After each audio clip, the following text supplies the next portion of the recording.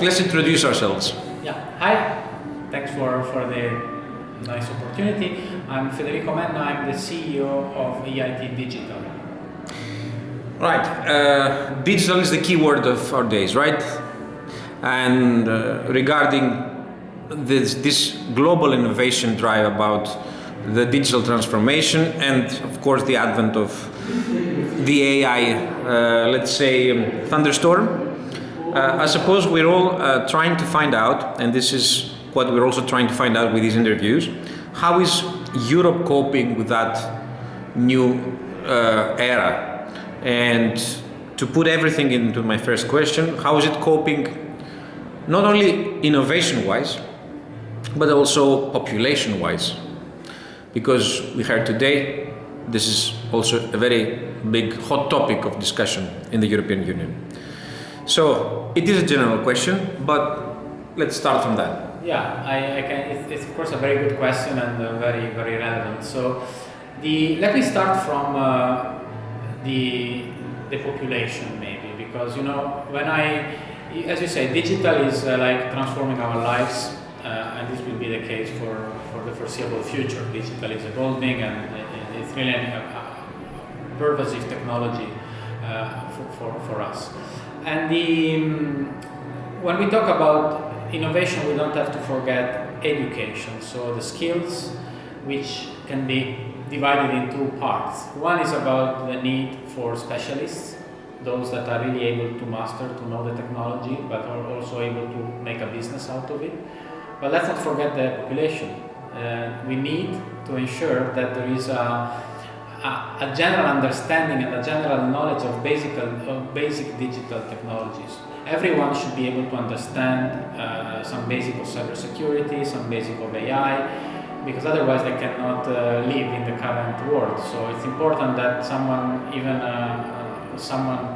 a bit older is able to understand whether an email is coming from their bank or or it's fraudulent. And the same is with the generative AI. It's a big transformation. If we simply drop it on people, then it will be not accepted, it will be not understood. So we really have to educate people to show the technology and show how technology can help them.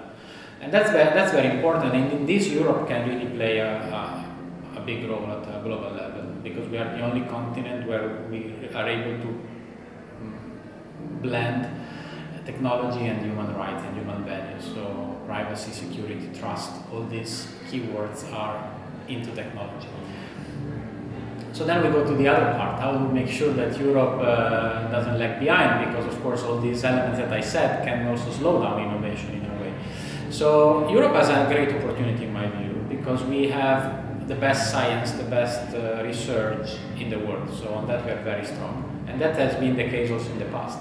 We were always, however, missing the opportunity when it was about transforming this excellent science into commercial success, and others were doing it with our technology.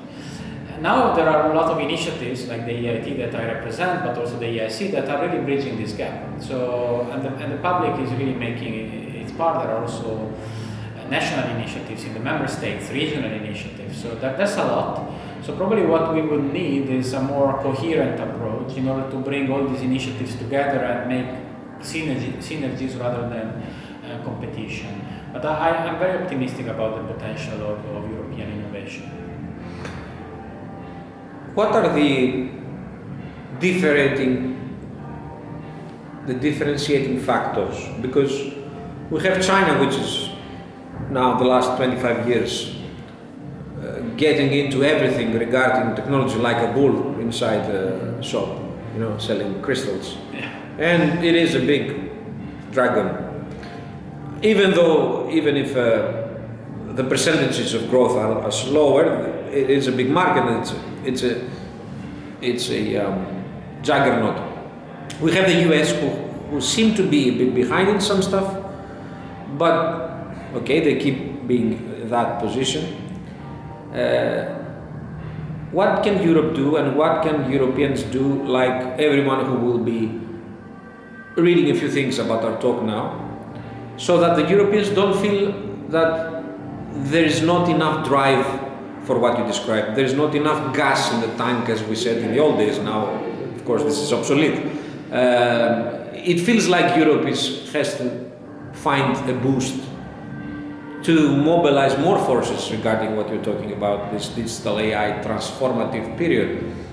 Who is going to find this? The EU centrally or the governments? Yeah, I think this dualism is probably what also creates sometimes this slowness, because we have the member states on the one hand, all with different approaches, different languages, so the so-called European fragmentation is still an issue. And of course then we have Europe as a European Union that has its own initiative. So I think the strength of Europe would be to transform its fragmentation in an opportunity rather than in a fragmented competition that we use in this world of different ecosystems. This happened in the past, right? Yeah, it happened in the past and it's still happening. So we have to step up and in this direction. So and we should learn from our mistakes. On the platform, for example, I think we had in many countries a social media platform that never really scaled, and then it disappeared because of Facebook and others gained on the market. So that's what we have to avoid, that we do with AI what happened with the platform economy. What are the biggest strengths of the European technological, let's say, ecosystem? I know it's not the correct term, but whatever. Yeah. What are our biggest strengths regarding these two competitors? What you said, Americans have the platforms, Chinese with TikTok a bit now, Chinese have the manufacturing base. What do we have? Yeah, well, I think, as I said, one is the excellent science that we have. The best universities are European.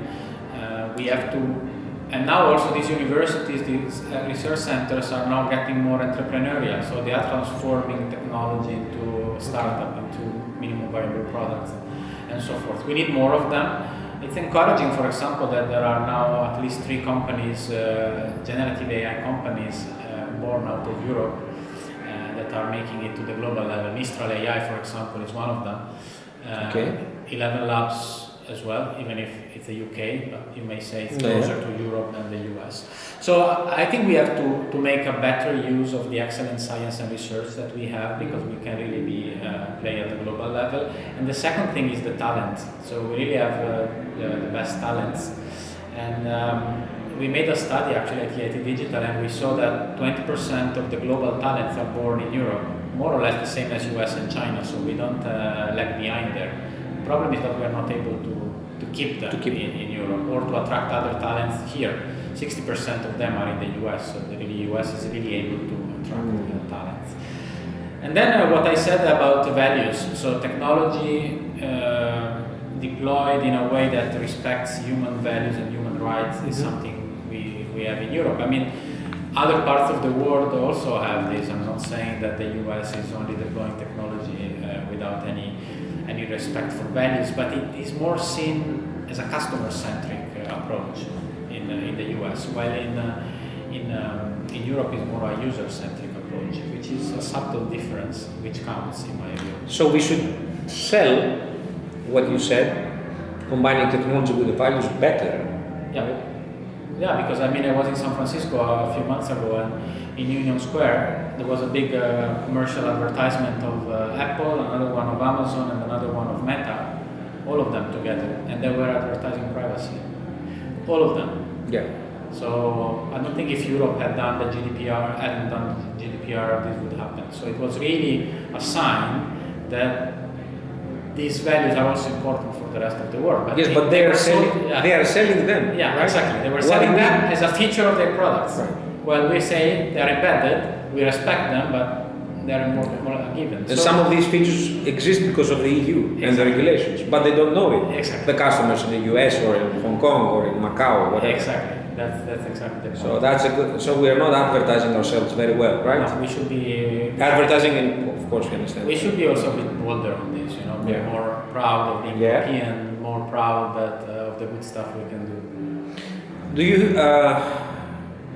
Do you have any, from now on, from 2024, let's say, forward, do you have any areas where you think we will be, based on what you know now, and based on things which are boiling and they're in the incubating period, do you think there are one or two things, whatever, that regarding digital technology we are going to be able to lead? Yeah, so there is one which is already a certainty in my view, so it's an easy one, which is digital finance or the fintech sector. We also recently released a report as EIT Digital, which is you can find on our website, and it really shows that Europe can lead in the financial sector. So if you look also at the US, the system is way more, less modern than the one we have. So in the fintech, somehow we managed to also bring the new and the old together. Okay. We have all the Revolut, all the N26, but we also have consolidated banks that are investing. When the US, they still work a lot with checks, this type of thing. So that's something where Europe has an opportunity and we shouldn't miss it, because of course it's also easy that the others catch up. The second one is more of my bet, but everyone now is talking about generative AI. There is another field of AI that in my view will become even more prominent, which is the emotion AI, where AI will be able to interact with humans also and understand the human reactions based on the emotions. And this can be super important in healthcare, for example. It can also be important in the financial sector if someone is stressed because of the financial situation. Can be also important in the smart cities. If I'm driving a self-driving car and I'm getting stressed because the car is driving too fast, the car understands and slows down. Right. So I think this will become a prominent technology or a prominent application of technology, which Europe, given this combination of emotions with technology, pretty much linked also to our values, could really lead. And we actually just started a European project led by EIT Digital, where we are developing trainings on this topic with our key university partners. So two, you have another one? You said? Well, another one where I think Europe can lead is cybersecurity. We have excellence in cybersecurity, especially in Eastern Europe. We are really developing a center of excellence in cybersecurity. Romania, we just opened an office in Romania, and we see really that they're really moving extremely fast in that field. Okay. And I think it's an important part where we... Of course, because everyone is worrying about exactly cybersecurity. Even though we now are accustomed to, let's say, giving our stuff, our information. We were very reticent, very afraid for decades, but now we cannot move without doing it. Yeah, that's true. That's another. That's more about also the mindset, no? Because we tend to click on accept for whatever is shown to us, just because the service is free, which is not free. But that's maybe a different discussion. All right, good. And finally, last question, a Greek question. Yeah. We had a lot of brain drain in Greece from 2008 up until 2013, 14, 15 with the economical crisis. Now we have a new generation which has better jobs in digital IT area, and some of them are staying, but they have lower wages. And so maybe now they're thinking about leaving again, not because of what is going on with, let's say, bankruptcy of the country, but because there are better salaries. What would you say to the Greek audience, to the Greeks, regarding the digital era, this digital era? What would you tell them to invest in, to someone who's like from 15 years old up until 50 years old? Because now we have the younger, we also have the middle-aged who want to change their jobs. What would you tell these people regarding all of these and regarding their future? What should they strive for? Well, let me say that since September we opened two new offices in Greece, one in Thessaloniki and one in Athens as EIT Digital. And I'm really impressed about the quality of talents and people there. So, as you say, there's a new generation coming, and we don't want this generation to leave the country. So when I see initiatives like ours, but also I see, for example, in Thessaloniki, several corporates opening their offices there and attracting a lot of talent. I think for people this is a great opportunity to stay in their home country and to grow there, and also to be the ones that are changing the country through technology. So sort of ambassador of technology.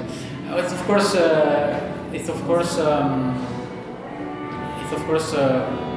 let me say, easy to say, okay, the salaries are lower, I go somewhere else, but first of all, it's never easy to leave your country. And then maybe it's also a bit of a short-term reaction. I think if you look on the long term, if you look at the trajectory that Greece is having, like other Southern and Eastern European countries, the trend is really promising.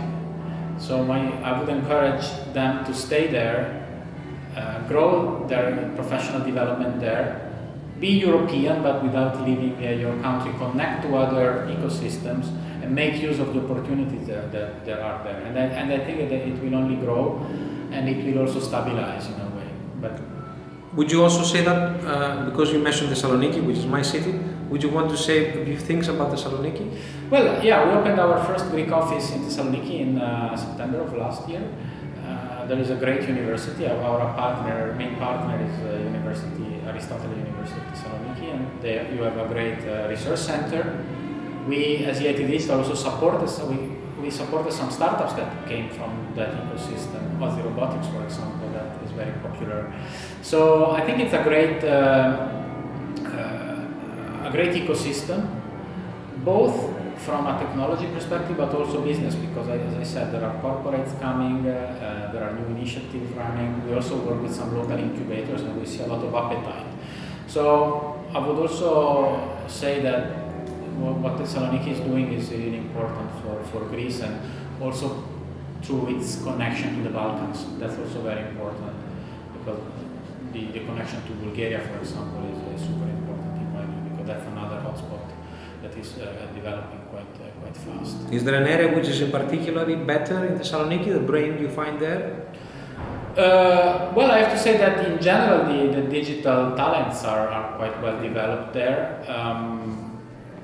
Of course, what I see, I would say in Thessaloniki, what I observe through our also startups, I see that robotics, for example, is very well advanced. In general, Greece is strong on fintech. That's my reflection. But I would say that robotics, we saw great examples of companies coming out of the research. Let's hope we are the next Japan. Yeah, well, why not? Because I don't know, you mentioned robotics, which is made in Japan, the biggest part. But things can happen, right? Yeah. We can leapfrog. Yeah, definitely. And now, I mean, the COVID pandemic also showed us that you don't need to be in Silicon Valley to become the next unicorn. So there is a lot of regional excellence in Europe, not even national, really regional, Thessaloniki or other. And somehow now we are going a bit back to the face-to-face world, but a lot of lessons that we learned through the pandemic are still valid. So if you are doing a pitch online, you can be in Thessaloniki or in San Francisco or in Berlin, but then what counts is that your pitch is good and you have content behind. So I hope that this can be something where Europe also steps up, that we really make more out of our regional excellence. Thank you very much. Thank you. We wish you to come to Thessaloniki so that we can, I don't know if next you have time been. We meet at our office. Yes, next time we meet at our office. Yeah. And your office, and we bring you also to our office, the Hellenic News Agency. It will be a delight to have you there, and it was a delight to have this conversation. We wish for positive things only from now on for everything. Thank you very much. Thank you.